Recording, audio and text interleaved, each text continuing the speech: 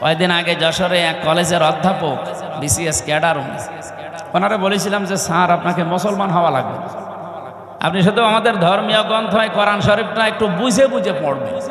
আপনি বাংলায় পড়েন, ইংরেজিতে পড়েন, যেভাবেই হোক বুঝে পড়বেন। 3 মাস পরে দেখি আল্লাহর বান্দা মুসলমান হয়ে গেছে।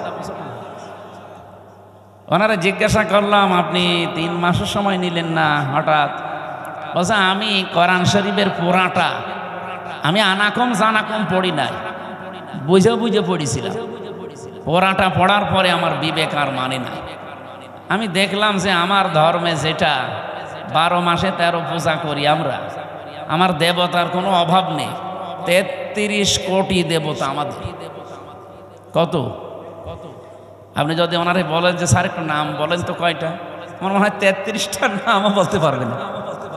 অথচ এখানে আমরা মক্তবে যারা পড়ে এদেরকে জিজ্ঞাসা করেন আল্লাহর নাম কয়টা, অন্তত 99টা তো বলবে, বলবে না?